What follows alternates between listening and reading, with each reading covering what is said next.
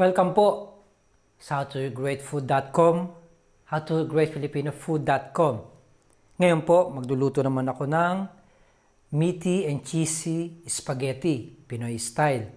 Ito po ang ating mga ingredients. Meron po ako dito ng spaghetti. Mamaya ipapakita ko sa inyo ang pagluluto. Habang ngayon po nagpapakulo ako ng tubig at mamaya yung tubig lalagyan natin ng konting asin at mantika para hindi po siya magkadikit-dikit. Ground beef. Gagamit tayo rito ng Filipino-style Spaghetti sauce. Banana ketchup. Thick cream. Tender juicy hotdog.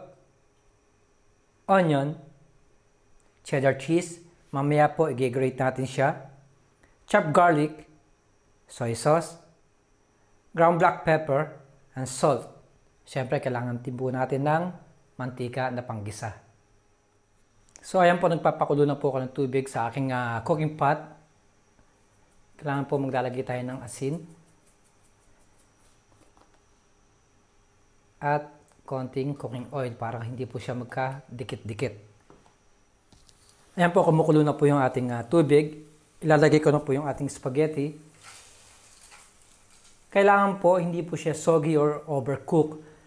Basahin na lang po ninyo yung pakete dahil depende po sa sizes ng mga pasta. Nandun po siya kung paano po siya lulutuin, kung ilan po yung cooking time niya.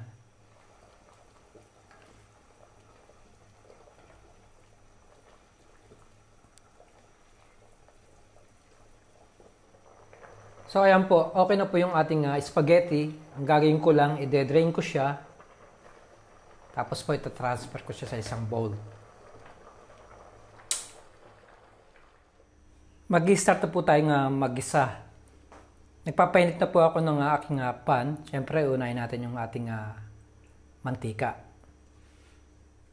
So, mainit na po yung ating mantika. First step natin yung ating garlic.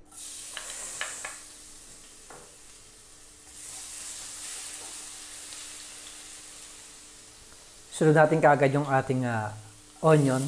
Kailangan po maliliit yung chop ng inyong garlic at onion.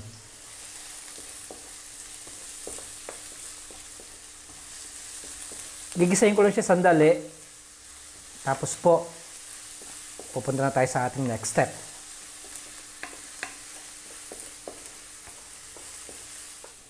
Ayan po, nagisa na natin yung ating garlic and onion. Ngayon naman po, i-add natin yung ating hotdog.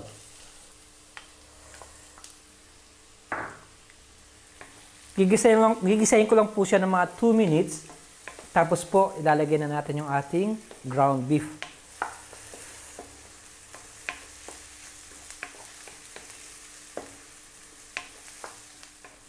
Ready na po yung ating hotdog. Add na natin yung ating ground beef.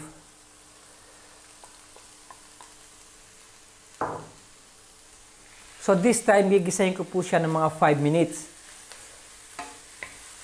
bago tayo mag-add ng mga natitira pang mga ingredients kagaya ng mga sauces.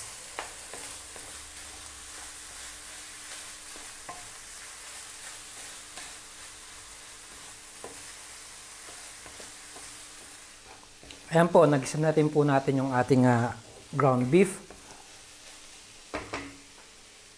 Ngayon naman maglalagay po tayo ng konting paminta at asin. Toyo.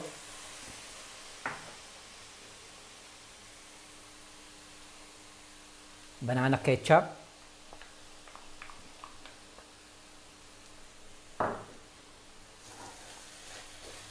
Haluin ko lang sandali. Tapos po maglalagay na po tayo ng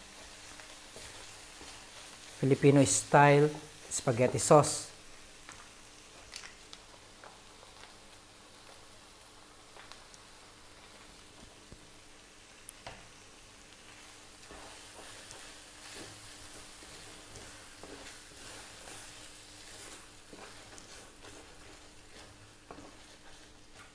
Tapos po mag-a-add na tayo ng cheddar cheese. At ang thick cream.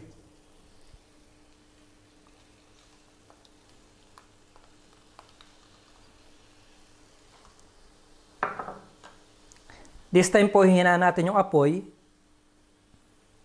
at isi-simmer lang natin siya. Lulutuin ko lang siya ng mga 7 minutes. Tapos po, itatransfer na natin siya sa ating niluto na spaghetti.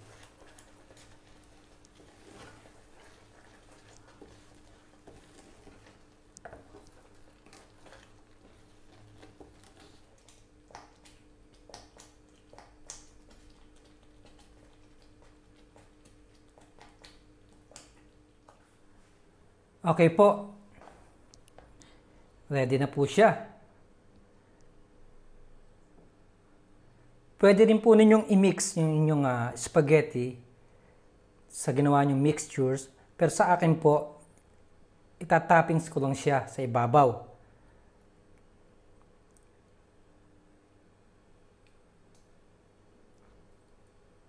Tapos, maglalagay ako ng shredded cheddar cheese sa ibabaw.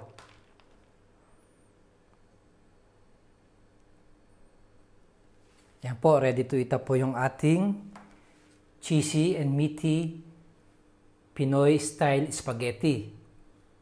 Marami pong salamat sa panonood ng howtogreatfilipinofood.com. Mabuhay!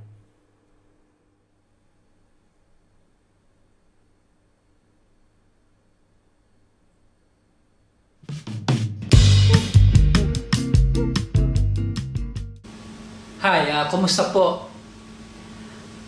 Ako po yung voice behind sa howtogreatfilipino.com. Ngayon po, nag-switch po ako sa Junior's Tagalog Cooking Channel. Pero every now and then, nandun pa rin ako yung channel ko sa howtogreatfilipino.com. Ngayon, sa bawat video po, ilalagay ko po yung link sa umpisa at sa huli ng aking video. Sana po magustuhan ninyo at mag-subscribe, comments, click like. Maraming salamat po. Mabuhay!